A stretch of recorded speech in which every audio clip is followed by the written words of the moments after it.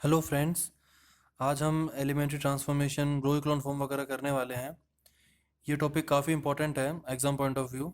But इसमें से directly question नहीं आएंगे एग्ज़ाम में, बट ये बेसिक है जो हम आगे पढ़ने वाले हैं। हम रैंक पढ़ेंगे और जो सिस्टम ऑफ लीनियर इक्वेशंस हैं वो हम जो करेंगे वो इसके बेस पे होने वाला है। सो उनको समझने के लिए इसको समझना ज़रूरी है।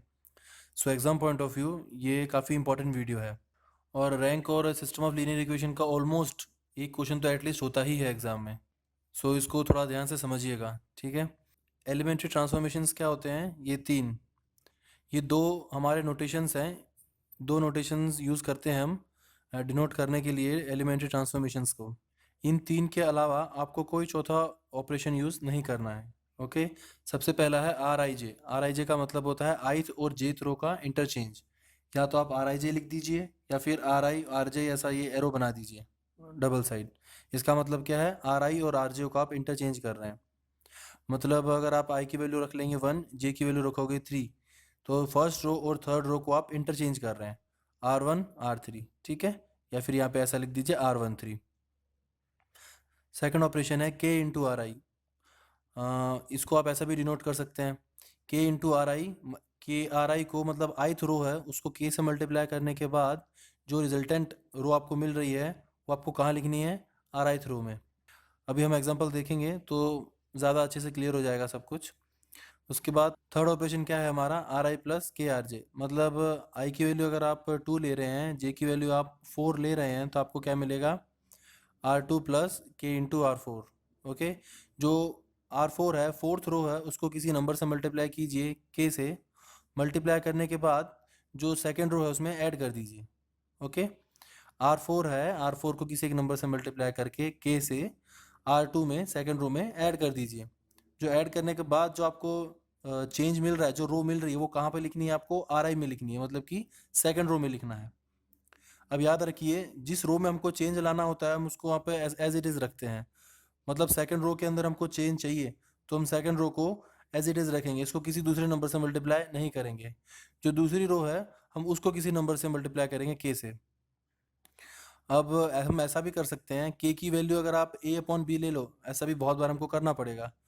तो अगर ए अपॉन बी लोगे तो आप ऐसा ले सकते हो, बी को यहाँ पे ले जाइए, तो B R I plus A R J. उस केस में आप इसको आर आई को मल्टीप्लाई कर सकते हैं। लेकिन आपको दिमाग में यही रखना है कि इसको हम किसी नंबर से मल्टीप्लाई नहीं कर सकते, ऑलवेज हमको इसी को मल्टीप्लाई करना होगा, ठीक है। सो ये तीन ऑपरेशन है हमारे पास। अब इन तीन ऑपरेशन को समझने के लिए हम एग्जांपल भी देखेंगे, बट उससे पहले हम देख लेते हैं कि रो इक्लोन फॉर्म क्या होता है। और ये जो ऑपरेशन है ये रो के ऑपरेशन है, सो इसको हम रो ऑपरेशन कहते हैं। और सिमिलरली आप कॉलम ऑपरेशन भी कर सकते हैं, सी आई जे के इंटू सी आई प्लस के सी जे, ठीक है। ये ऑपरेशंस भी आप यूज़ कर सकते हैं। बट हम जितना भी पढ़ने वाले हैं वो सब क्या है? रो के बारे में होने वाला है। रो इक्लोन फॉर्म है, रो रिड्यूस इक्लोन फॉर्म है, तो ऑलवेज हमें क्या करना है? रो का ही यूज़ करना है, कॉलम का यूज़ करना नहीं है, ठीक है। चलो अब आगे बढ़ते हैं। अब हमें देखना है कि रो इक्लोन फॉर्म क्या होता है किसी भी मैट्रिक्स का। तो कोई भी एक मैट्रिक्स ले लीजिए, उस मैट्रिक्स के हर एक नॉन ज़ीरो रो है, आपको नॉन ज़ीरो रोज पकड़नी है। उन सभी नॉन ज़ीरो रोज का जो पहला नॉन ज़ीरो एलिमेंट होगा वो 1 होना चाहिए। और वो जो पहला नॉन ज़ीरो एलिमेंट है उसको हम क्या कहते हैं? लीडिंग एलिमेंट कहते हैं। और जितनी भी ज़ीरो रोज हैं वो सब नीचे आनी चाहिए, सबसे नीचे बॉटम में। ज़रूरी नहीं है कि ज़ीरो रोज होंगी ही होंगी, हो सकता है ना भी हो, नहीं है तो कोई दिक्कत नहीं है, लेकिन अगर है तो सबसे लास्ट में होनी चाहिए, ठीक है। और जो नंबर ऑफ ज़ीरोज़ हैं वो धीरे धीरे इंक्रीज़ होते हैं। जो जैसे कि यहाँ पे फर्स्ट रो में एक भी ज़ीरो नहीं है, उसके बाद यहाँ पे एक ज़ीरो आया, उसके बाद दो ज़ीरो आया, फिर तीन चार, ऐसे इंक्रीजिंग ऑर्डर में रहेगा। सेम नहीं हो सकता, यहाँ पे एक है यहाँ पे भी एक ज़ीरो, ऐसा नहीं होना चाहिए। ये क्या धीरे धीरे इंक्रीजिंग ऑर्डर में रहता है। और जो लीडिंग एलिमेंट है उसके नीचे ज़ीरो होना चाहिए। ओके। लीडिंग एलिमेंट के नीचे पूरे ज़ीरो होंगे। अब ऐसा भी कहीं पे ऐसा लिखा होता है कि जो नॉन ज़ीरो एलिमेंट मैंने बोला आपको, लीडिंग एलिमेंट, वो 1 होना चाहिए। कहीं पे ऐसा लिखा होता है कि ज़रूरी नहीं है कि 1 हो, कोई भी नॉन ज़ीरो एलिमेंट हो सकता है। दोनों ही चीज़ें सही होती हैं। जिस चीज़ की हमको रिक्वायरमेंट है इस मेथड से वो फुलफिल होती है अगर आप कोई भी नॉन ज़ीरो एलिमेंट ले लेते हैं तो। 1 लेना नेसेसरी नहीं है, लेकिन 1 लेने से क्या होता है? आपका काम आसान हो जाता है। तो इसलिए हम ऑलवेज 1 लेके ही चलेंगे। ओके। अब ये देखिए, ये जो मैट्रिक्स है इसमें जो फर्स्ट नॉन, ये पहली जो रो है वो नॉन ज़ीरो रो है। इस नॉन ज़ीरो रो का जो पहला एलिमेंट है वो नॉन 1 है। ओके।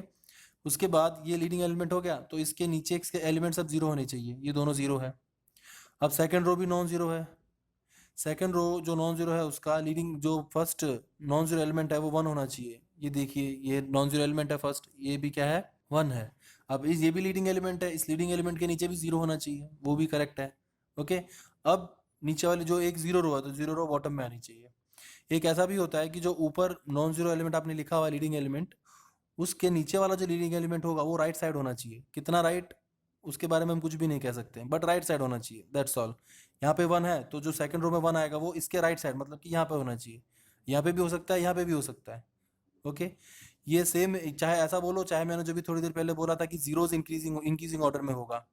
लीडिंग एलिमेंट के नीचे जीरो होना चाहिए और जो जीरोज है वो इंक्रीज होगी। यहाँ पे वन है, यहाँ पे टू है, फिर थ्री, ऑटोमेटिकली फॉलो हो जाएगा सेम चीज़ कि यहाँ पे वन है तो जो लीडिंग एलिमेंट है नीचे वाला वो राइट साइड होना चाहिए। ये दोनों एक ही स्टेटमेंट है, बस अलग तरीके से बोली हुई है।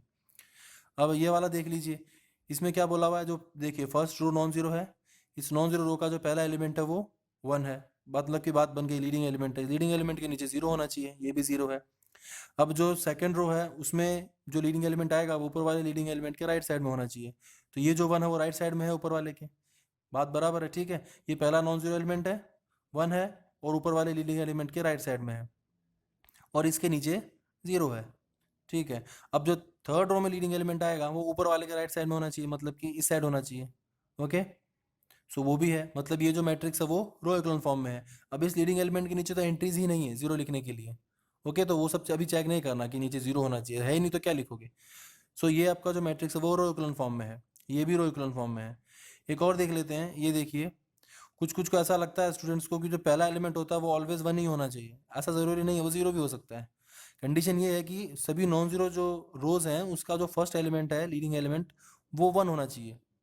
नॉन जीरो एलिमेंट की बात होती है, तो इसमें जो नॉन जीरो एलिमेंट है वो ये है, ये वन है, सही है, कोई दिक्कत नहीं है, ज़रूरी नहीं कि यही वन हो, नहीं भी है तो भी चलेगा। अब इस लीडिंग एलिमेंट के नीचे जीरो होना चाहिए, वो जीरो है। अब मैंने आपको बताया था कि जो जीरोज हैं वो इंक्रीजिंग ऑर्डर में होनी चाहिए, यहाँ पर एक जीरो था, यहाँ पे दो जीरो आनी चाहिए, तो यहाँ पे दो जीरो है।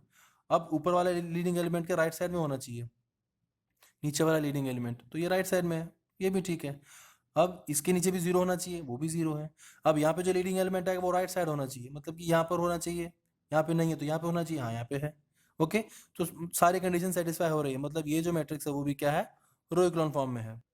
अब रो रिड्यूस इक्लोन फॉर्म क्या होता है, जो लीडिंग एलिमेंट्स हैं उनके नीचे तो हमने जीरो कर दिया, अगर उन लीडिंग एलिमेंट्स के ऊपर भी आप जीरो कर देते हो तो क्या होगा, जो मैट्रिक्स है वो आपका रो रिड्यूस इक्लोन फॉर्म में बोला जाएगा।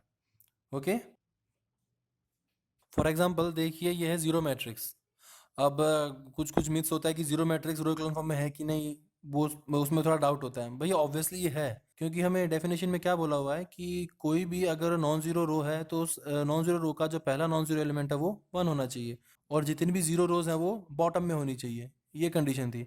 अब यहाँ पे नॉन जीरो रो है ही नहीं, तो वन की बात ही नहीं आएगी ना, यहाँ पे तो जीरो रोज हैं तो सबका सब बॉटम में आ जाएंगी, तो सब बॉटम में आ गई।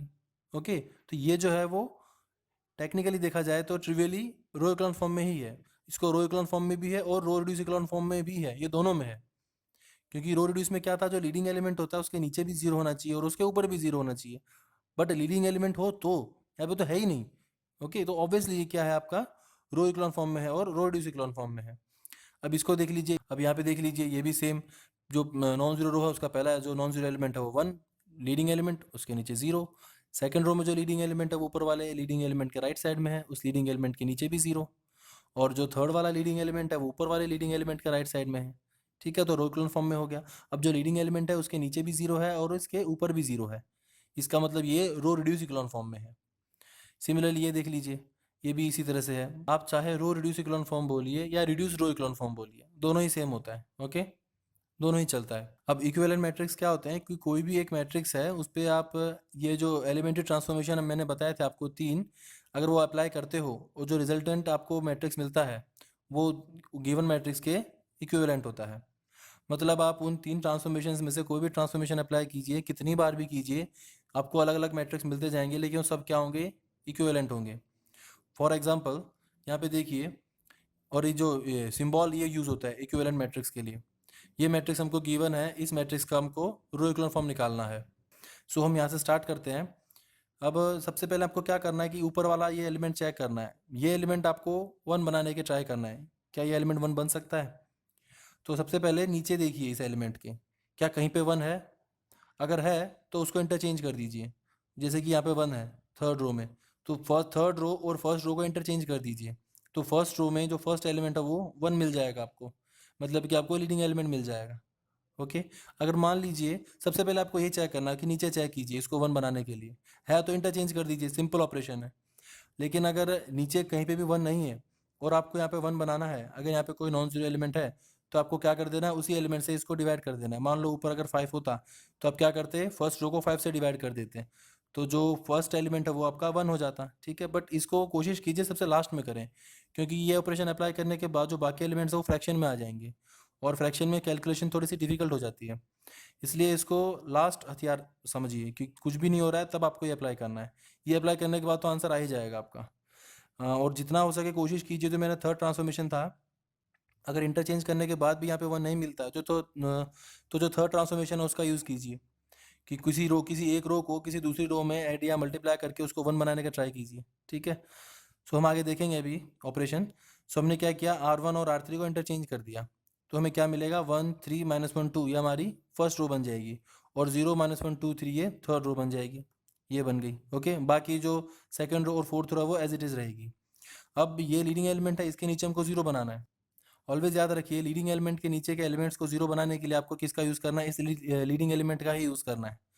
अब आपको सेकंड रो में ये जो एलिमेंट है 2, इसको 0 बनाना है, मतलब आपको सेकंड रो के अंदर चेंज चाहिए, इसके अंदर आपको चेंज लाना है ना। तो सेकंड रो में चेंज लाना है, तो यहाँ पे क्या लिखा आपने, R2 में आपको चेंज लेके आना है। तो R2 को हम किसी नंबर से मल्टीप्लाई नहीं करेंगे, R2 - 2 इंटू R1। तो इसमें हमने क्या किया, फर्स्ट रो को 2 से मल्टीप्लाई किया और सेकंड रो में से सब्ट्रैक्ट कर दिया, तो यहाँ पे आपको 0 मिल जाएगा। ये ऑपरेशन हमने अप्लाई किया, R2 - 2 इंटू R1। तो जो रिजल्टेंट आपको मिलेगा वो रिजल्टेंट जो चेंज आएगा वो आपको R2 में लेके आना है। ओके, सिमिलरली थर्ड रो में तो कुछ चेंज लाना नहीं है, पे तो ऑलरेडी 0 है। फोर्थ रो में आपको चेंज चाहिए, मतलब कि R4 में आपको चेंज लाना है, R4 - 3R1 करना है। ओके, सो यहाँ पे क्या आ जाएगा, नीचे 0 आ जाएगा, और अकॉर्डिंगली बाकी सारे एलिमेंट्स भी चेंज हो जाएंगे। ऐसा नहीं है कि आपको सिर्फ इसी एक एलिमेंट पे ऑपरेशन अप्लाई करना, आप पूरे रो की बात कर रहे हैं, तो रो के सभी एलिमेंट चेंज होंगे। जैसे कि आपने अब सेकंड रो के लिए क्या ऑपरेशन अप्लाई किया था, R2 - 2 इंटू R1, तो 3 - 2 इंटू 3, तो 3 - 3 2 6, 3 - 6 क्या होता है, -3। सो यहाँ पर क्या आ गया आपका, -3। इसी तरह से यहाँ पे भी चेंज करना है आपको, 4 - 2 इंटू -1, क्या मिलेगा आपको, 6, 6 आ गया। इसी तरह से आपको सभी एलिमेंट्स की कैलकुलेशन कर लेनी है, तो आपको रिजल्टेंट ये मिलेगा। अब 1 के नीचे सब 0 मिल गया आपको। ओके, अब आपको सेकंड यहाँ पे जो एलिमेंट है वो 1 चाहिए, लीडिंग एलिमेंट, ठीक है। ऊपर वाले लीडिंग एलिमेंट के राइट साइड में होना चाहिए, मतलब कि यहाँ पे भी हो सकता है, यहाँ पे भी हो सकता है, कहीं पे भी हो सकता है। आपको ट्राई करना क्या है, यहाँ पे लाने का। यहाँ पे अगर नहीं आ रहा होगा तो ऑटोमेटिकली आपको पता चल जाएगा, 0 बन जाएगा ये, ठीक है, उसकी दिक्कत नहीं है। लेकिन आपको ट्राई करना है, ये जो बनना होगा अपने आप बन जाएगा। अब क्या करना है आपको, इसको आप -3 से डिवाइड नहीं करेंगे, पहले पहले आपको चेक क्या करना है कि इसके नीचे कहीं पे 1 है, आपको यहाँ पे दिख रहा है -1 है, इसको ऊपर ले जाके -1 से मल्टीप्लाई कर दोगे तो 1 मिल जाएगा आपको। तो आपको बस वही करना है, R2 R3 चेंज कर दिया मैंने, उसके बाद मुझे ये मिल गया। अब मैंने सेकंड रो को -1 से मल्टीप्लाई कर दिया, मल्टीप्लाई करने के बाद मुझे ये मैट्रिक्स मिल गया। अब यहाँ पे 1 आ गया तो मुझे नीचे 0 चाहिए। अब नीचे वाले जो एलिमेंट हैं, लीडिंग एलिमेंट के नीचे जो एलिमेंट है उनको 0 बनाने के लिए मुझे क्या करना होगा, इसका यूज़ करना होगा। सो मैंने क्या किया, R3 + 3 इंटू R2। क्यों मैंने यहाँ पे प्लस किया, क्योंकि R3 है आपका माइनस में है, तो -3 + 3 इंटू 1, तो आपको क्या मिल जाएगा, 0 मिल जाएगा, ठीक है। तो इसी तरह से आपको फोर्थ रो के लिए भी ऑपरेशन यूज़ करना पड़ेगा, R4 + 7 इंटू R2, और आपको ये भी 0 मिल जाएगा, और अकॉर्डिंगली आप बाकी सब भी कैलकुलेट कर लेना, तो आपको ये मिलेगा। अब यहाँ पे देखिए, यहाँ पे आपको क्या मिल गया, 0 मिल गया। तो जो लीडिंग एलिमेंट है वो राइट साइड में होना चाहिए, इसके राइट साइड मतलब यहाँ पे भी हो सकता है, यहाँ पे भी हो सकता है। तो यहाँ पे आपको 1 नहीं बनाना, आप इसको 1 बनाने की कोशिश करेंगे, लेकिन अगर ये 1 बन गया तो इसके नीचे वाले रो का लीडिंग एलिमेंट कहाँ मिलना चाहिए, इसके राइट साइड, मतलब कि और साइड, और तो कहीं है ही नहीं ना। फिर आपको ये दोनों 0 ही मिलने चाहिए, और हो सकता है 0 ना भी मिले, ये नॉन जीरो हो सकता है। तो आपको क्या करना, ऑलवेज अगर ये 0 भी है तो इसको इंटरचेंज कर दीजिए, -7 को, -7 और -26, इस रो को ऊपर ले जाइए, ये ऊपर लेगा तो आपको ये मिलेगा। तो -7 को -7 से डिवाइड कर दीजिए, तो आपको क्या मिल जाएगा, यहाँ पे 1 मिल जाएगा। ओके, तो यहाँ पे क्या मिलेगा, 26/7। हमारे पास कोई ऑप्शन ही नहीं है इसको 1 बनाने का। आप इसको 1 कैसे बना सकते हो अभी, और मैं हमेशा याद रखना 1 बनाने के लिए ऊपर वाले रोज का कभी यूज़ नहीं करना है, वरना पूरा काम गड़बड़ हो जाएगा। ये जो आपने 0 बनाए हैं 1 बनाया सब बदल जाएगा। ठीक है, तो कभी भी गलती से भी ये चीज़ मत करना। इसको 1 बनाने के लिए गलती से ऊपर वाले रोज का यूज़ कभी नहीं करना, हमेशा नीचे वाले रोज का ही यूज़ करना है, ऑलवेज। सो आपको क्या करना है, इसको -7 से डिवाइड करना ही पड़ेगा। तो आपको क्या मिल गया, यहाँ पे 1 मिल गया। ठीक है, अब आपको बचा -8। अब -8 को 1 बनाने के लिए भी आपके पास कोई ऑप्शन नहीं है, तो आपने इसको -8 से डिवाइड कर दिया, तो यहाँ पे भी आपको 1 मिल गया। सो आपको रिजल्टेंट मैट्रिक्स क्या मिला, ये मैट्रिक्स मिला आपको। यहाँ पे देखिए सभी जो नॉन जीरो रोज हैं उसका फर्स्ट नॉन जीरो एलिमेंट 1 है, सभी लीडिंग एलिमेंट के नीचे 0 हैं, और जितने भी लीडिंग एलिमेंट है वो ऊपर वाले लीडिंग एलिमेंट के राइट साइड में है। मतलब ये जो मैट्रिक्स है वो क्या है, रो इक्लोन फॉर्म में है। तो यहाँ पे हमारा क्वेश्चन खत्म हो जाता है। लेकिन अगर मान लो हमको इसको रो रिड्यूस इक्लोन फॉर्म में कन्वर्ट करना है, तो उसके लिए आपको सेम प्रोसेस करना है। रो रिड्यूस में क्या था, लीडिंग एलिमेंट के नीचे भी 0 चाहिए और ऊपर भी 0 चाहिए। तो जब भी आपको रो रिड्यूस इक्लोन फॉर्म में कन्वर्ट करना हो, पहले आप उसको रो इक्लोन फॉर्म में कन्वर्ट कर लीजिए, उसके बाद रो रिड्यूस में कन्वर्ट करना बच्चे का खेल हो जाता है। आपको नीचे वाले एलिमेंट को 0 बनाने के लिए आपने इस लीडिंग एलिमेंट का यूज़ किया था, लेकिन रो इक्लोन फॉर्म में आने के बाद जब आप रो रिड्यूस के लिए वर्क करेंगे तो इसी लीडिंग एलिमेंट का यूज़ करके आपको ऊपर वाले एलिमेंट्स को भी 0 बनाना है।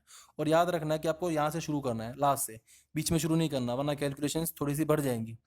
यहाँ से शुरू करोगे तो बहुत ही ईजी रहेगा। अब नीचे कोई सब 0 है, यहाँ पे कोई कैलकुलेशन नहीं होने वाली। ठीक है, आपको क्या करना है, थर्ड रो को 0 बनाना है, तो क्या करना पड़ेगा, R3 - 26/7 इसको 1 से मल्टीप्लाई कर दो। फिर इसको 0 बनाना है तो इसको इस नंबर से मल्टीप्लाई कर दो, इसको -3 से मल्टीप्लाई करके सब्ट्रैक्ट कर दो, इसको 2 से मल्टीप्लाई करके इसमें सब्ट्रैक्ट कर दो। समझ रहे हो, तो ये सब तीनों 0 बन जाएंगे और कहीं पे कोई चेंज ही नहीं आएगा, नो चेंज एट ऑल।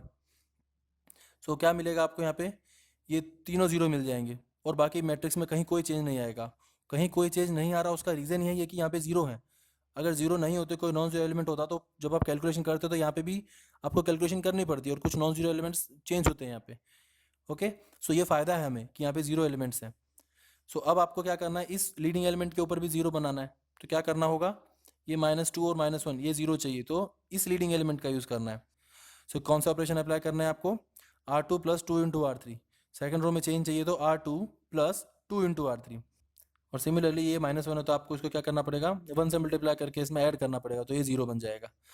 अब आपको करने के बाद ये क्या मिलेगा, ये दोनों 0 मिल जाएंगे। अब आपके पास ये नॉन जीरो एलिमेंट बचा, सो इस नॉन जीरो एलिमेंट को 0 बनाने के लिए क्या करना है आपको, इस 1 का यूज़, सेम वही प्रोसेस करना है, R1 - 3 × R2। सो ये भी क्या मिल जाएगा आपको, 0 मिल जाएगा। तो आपको रिजल्टेंट ये मैट्रिक्स मिल गया। ये क्या है, रो रिड्यूस इक्लोन फॉर्म, सभी लीडिंग एलिमेंट्स के नीचे भी 0 है और ऊपर भी 0 है। ये आपका होमवर्क है, ये आपको अपने आप चेक करना है। जब आप इसको करोगे तो आपको रिजल्टेंट ये मिलने वाला है, रो रिड्यूस इक्लोन फॉर्म। ये लीडिंग एलिमेंट देख लीजिए, इसके नीचे 0, यहाँ पे ये लीडिंग एलिमेंट है, इसके नीचे ऊपर 0। अब हम आगे बढ़ते हैं। अब हमें देखना है कि एलिमेंट्री मैट्रिक्स क्या होता है। आप आइडेंटिटी मैट्रिक्स पकड़िए और उस आइडेंटिटी मैट्रिक्स के ऊपर आप कोई भी एक ऑपरेशन अप्लाई कर दीजिए, वो 3 एलिमेंट्री ऑपरेशंस में से। आप वो 3 एलिमेंट्री ट्रांसफॉर्मेशन अप्लाई करोगे आइडेंटिटी मैट्रिक्स पे, तो जो रिजल्टेंट आपको मैट्रिक्स मिलता है उस मैट्रिक्स को हम क्या कहते हैं, एलिमेंट्री मैट्रिक्स। ओके, ये इस डेफिनेशन है एलिमेंट्री मैट्रिक्स की। अब ये ऑपरेशन आपको, अब ये मैट्रिक्स आपको दिया हुआ है और आपको चेक करना है कि ये जो मैट्रिक्स है वो एलिमेंट्री है कि नहीं है। तो आपको वो ऑपरेशन ढूंढना पड़ेगा जिसको आप आइडेंटिटी मैट्रिक्स पे अप्लाई करें और अप्लाई करने के बाद आपको रिजल्टेंट मैट्रिक्स ये मिल जाए। अब वो ऑपरेशन गैस करना बहुत डिफिकल्ट नहीं होता है, होता तो ईजी है, बट थोड़ा आपको सोचना पड़ता है। बट आपको उतना सोचने की भी ज़रूरत नहीं है। मैं आपको सिंपल से एक चीज़ बताता हूँ कि आप इसको आइडेंटिटी मैट्रिक्स में कन्वर्ट करने का ट्राई कीजिए एक ऑपरेशन का यूज़ करके। अगर आप कोई भी एक ऑपरेशन इस पे ऐसा अप्लाई करते हैं कि इसको अप्लाई करने के बाद ये मैट्रिक्स आइडेंटिटी मैट्रिक्स में कन्वर्ट हो जाता है, इसका मतलब ये जो मैट्रिक्स है वो एलिमेंट्री मैट्रिक्स है। ठीक है, ये देखिए यहाँ पे हमने किया हुआ भी है, इस हमने R2 और R3 को इंटरचेंज करोगे तो आपको क्या मिल जाएगा, आइडेंटिटी मैट्रिक्स। तो ये क्या हो गया आपका एलिमेंट्री मैट्रिक्स। एक ऑपरेशन हमने अप्लाई किया आइडेंटिटी मैट्रिक्स पे तो हमको ये मिल जाएगा। सो अब ये सेकंड वाला देखिए, सेकंड वाले में हमको सेम वही चीज़ फॉलो करनी है। कोई एक ऑपरेशन इस पर अप्लाई कीजिए, इस तरह से अप्लाई कीजिए कि आइडेंटिटी मैट्रिक्स बन जाए। सो हमने क्या किया, यहाँ पे इस पे ये ऑपरेशन अप्लाई किया और हमको आइडेंटिटी मैट्रिक्स मिल गया। इसका मतलब ये जो मैट्रिक्स है वो एलिमेंट्री मैट्रिक्स है। यहाँ पे R1 नहीं आएगा, यहाँ पर आएगा R2। और आपको अगर ऑपरेशन वो फाइंड करना हो, वो ऑपरेशन जिसको आप आइडेंटिटी मैट्रिक्स पे अप्लाई करें और आपको ये मैट्रिक्स मिल जाए, तो कैसे मिलेगा, वो यहीं से मिलेगा आपको। ये R1 -5 R2 है ना, तो -5 की जगह +5 कर दीजिए, सिर्फ आपको साइन चेंज करना है और आपको वो ऑपरेशन मिल जाएगा। अब हम नेक्स्ट आगे बढ़ते हैं। हमको चेक करना है कि ये जो मैट्रिक्स है वो मैट्रिक्स एलिमेंट्री है कि नहीं है। तो फिर से हमने एक ऑपरेशन अप्लाई किया, एक ऑपरेशन अप्लाई करने के बाद हमको ये मिला, इस पे हमने एक और ऑपरेशन अप्लाई किया और फिर हमको आइडेंटिटी मैट्रिक्स मिलता है। मतलब हमने दो ऑपरेशन अप्लाई किए और तब जाके हमको आइडेंटिटी मैट्रिक्स मिला, एक ऑपरेशन अप्लाई करने से नहीं मिला। इसका मतलब ये जो मैट्रिक्स है वो एलिमेंट्री मैट्रिक्स नहीं है। ओके, अब लास्ट वन, ये मैट्रिक्स एलिमेंट्री है कि नहीं वो चेक करना है हमको। तो क्या करना पड़ेगा, इस मैट्रिक्स पे हमने एक ऑपरेशन अप्लाई किया, अप्लाई करने के बाद हमको आइडेंटिटी मैट्रिक्स मिल गया। इसका मतलब जो गिवन मैट्रिक्स था वो आपका एलिमेंट्री मैट्रिक्स है। जो डेफिनेशन है एलिमेंट्री मैट्रिक्स की वो ये थी कि आइडेंटिटी मैट्रिक्स पे एक ऑपरेशन अप्लाई करना है और अप्लाई करने के बाद जो हमको मैट्रिक्स मिलता है वो एलिमेंट्री मैट्रिक्स होता है। मैं उल्टा लेके चल रहा हूँ, जो मैट्रिक्स हमको गिवन है उस मैट्रिक्स पे मैं एक एलिमेंट्री ट्रांसफॉर्मेशन अप्लाई कर रहा हूँ और अप्लाई करने के बाद जो मुझे मैट्रिक्स मिलता है अगर वो आइडेंटिटी मैट्रिक्स है, सो जो हमारा गिवन मैट्रिक्स है वो एलिमेंट्री होता है। मैं उल्टा लेके चल रहा हूँ, क्योंकि डायरेक्टली गैस करने में, वो ऑपरेशन गैस करने में जिसको हम आइडेंटिटी पे अप्लाई करें और हमको रिजल्ट मैट्रिक्स मिल जाए, थोड़ी सी दिक्कत हो सकती है। तो ये वाला टेक्निक भी चल जाएगी अगर आपको सिर्फ इतना ही चेक करना है कि एलिमेंट्री मैट्रिक्स है कि नहीं है। चलिए अब हम आगे बढ़ते हैं। ये कुछ चीज़ें हैं आपको याद रखनी है कि एलिमेंट्री मैट्रिक्स जो होता है वो ऑलवेज क्या होता है, इन्वर्टिबल होता है।